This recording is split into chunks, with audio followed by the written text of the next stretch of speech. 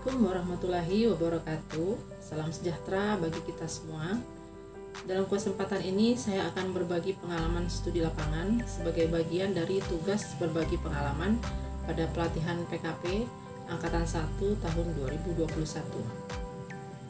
Stula atau studi lapangan dilaksanakan mulai tanggal 29 Juni sampai tanggal 3 Juli tahun 2021. Dan yang menjadi tujuan stula kali ini adalah Provinsi Sumatera Barat.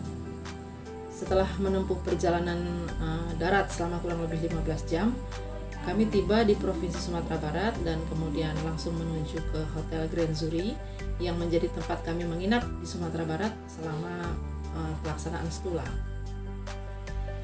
Keesokan harinya, rombongan disambut secara resmi oleh pemerintah Provinsi Sumatera Barat yang dalam hal ini diwakili oleh Asisten 3 Bidang Administrasi Umum yang didampingi oleh Kepala BPSDM Sumatera Barat.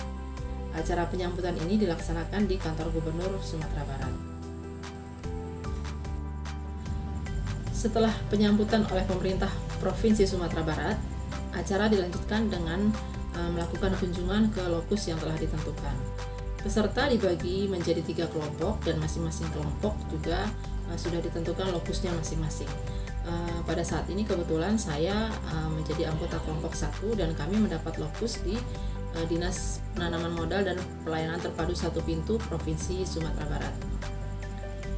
Kemudian kami langsung berkunjung ke kantor DPM PTSP karena kebetulan kantor itu tidak terlalu jauh letaknya dengan kantor gubernur sehingga kami menempuhnya cukup hanya berjalan kaki. Dan kami disambut oleh Ibu Sekretaris DPM PTSP yaitu Ibu Lydia Sari, didampingi oleh Bapak Kabid Pengendalian dan Pelaksanaan yaitu Bapak Firdaus. Kemudian kami diarahkan ke ruang rapat yang menjadi tempat kami melakukan diskusi, mendengarkan pemaparan dan menggali kunci sukses dari DPM PTSP Provinsi Sumatera Barat. Karena ini adalah tujuan stula, yaitu kami akan mencari key success factor dari lokus yang kami tuju. Untuk memenuhi kinerja pelayanan terpadu 1 pintu dan percepatan pelaksanaan berusaha, DPM PTSP Sumatera Barat telah melaksanakan perubahan standar operasional dan prosedur pelayanan perizinan dan non-perizinan, yaitu dengan menyesuaikan dengan Peraturan Pemerintah Republik Indonesia Nomor 24 Tahun 2018 tentang pelayanan perizinan berusaha terintegrasi secara elektronik.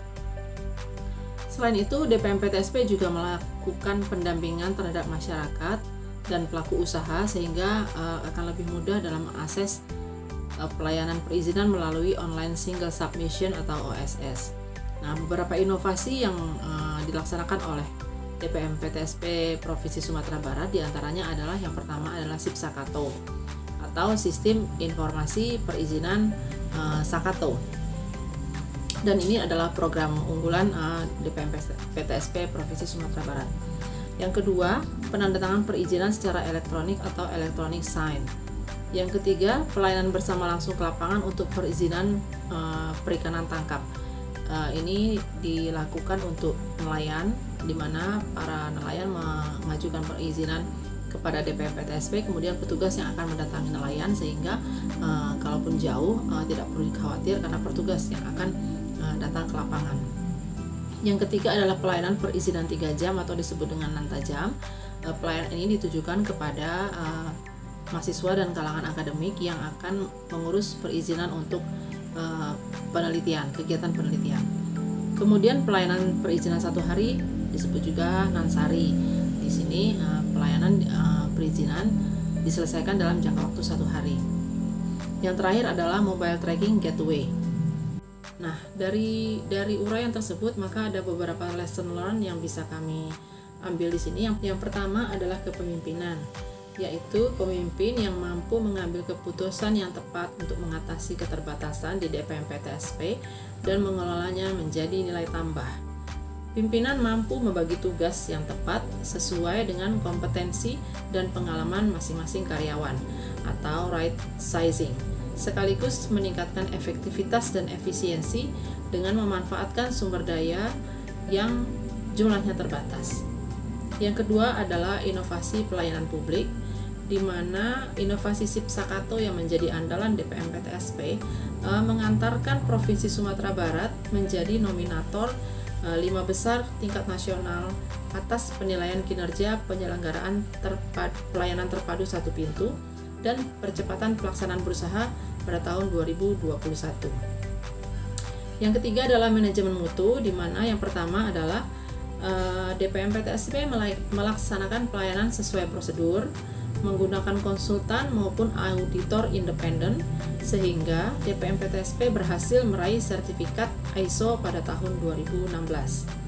Yang kedua, meningkatkan kepuasan pelanggan melalui perbaikan berkelanjutan, di mana pimpinan DPM PTSP juga memberikan reward kepada karyawan yang berprestasi, lalu juga menyediakan kotak saran bagi masyarakat, ada pengaduan SMS online, SMS pengaduan, dan sistem kontrol kepuasan pelanggan dalam pelayanan secara real time. Artinya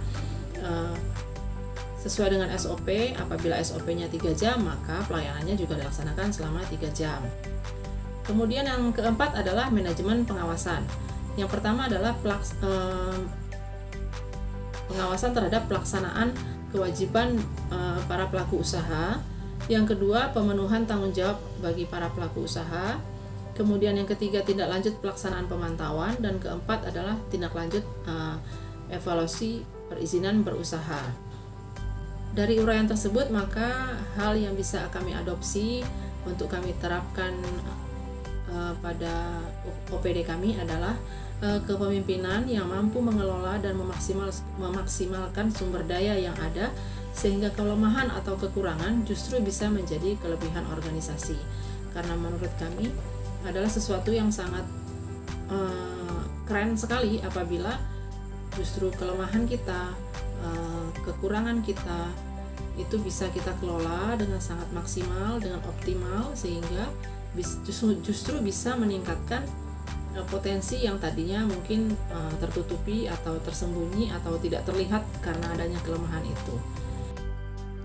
Adaptasi yang bisa kami lakukan di UPTD P2 STH Dinas Lingkungan Hidup dan Kehutanan Provinsi Bengkulu, khususnya pada seksi sertifikasi dan sumber daya genetik adalah yang pertama, mengusulkan penganggaran yang memadai untuk pelaksanaan kegiatan sertifikasi. Ada 3 jenis sertifikasi yang dilaksanakan, yaitu sumber benih, mutu benih, dan mutu bibit tanaman hutan. Pada saat ini hanya ada satu kegiatan yang diakomodir dalam APBD tahun 2021, yaitu kegiatan pengawasan peredaran benih dan atau bibit tanaman. Yang kedua, mengoptimalkan pelaksanaan sertifikasi mutu benih, mutu bibit tanaman hutan, di mana untuk tahap pertama kami akan melaksanakan untuk sertifikasi mutu bibit. Kami akan mulai menerapkan pengajuan permohonan secara online, yaitu melalui email. Kemudian SOP akan berlangsung seperti biasa, di mana tim akan turun ke lapangan, mengambil data dan mengolah data di kantor. Tetapi produk akhir, yaitu berupa sertifikat atau surat keterangan mutu bibit, akan kami terbitkan dalam bentuk digital atau format PDF.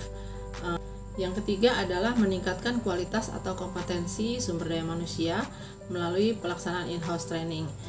In-house training ini akan dilaksanakan pada tahun ini karena memang kebetulan sudah ada dan direncanakan di dalam APBD tahun 2021, dan kami akan melaksanakan koordinasi dengan BPTH atau Balai Perbenihan Tanaman Hutan Wilayah 1 di Palembang, yang kemudian kebetulan Provinsi Bengkulu termasuk dalam regional Sumatera.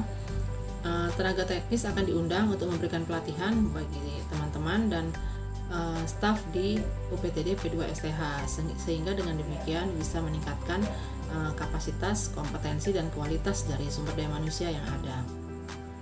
Demikian video berbagi pengalaman yang bisa saya sampaikan.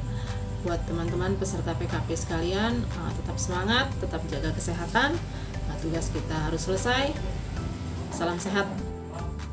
Assalamualaikum warahmatullahi wabarakatuh.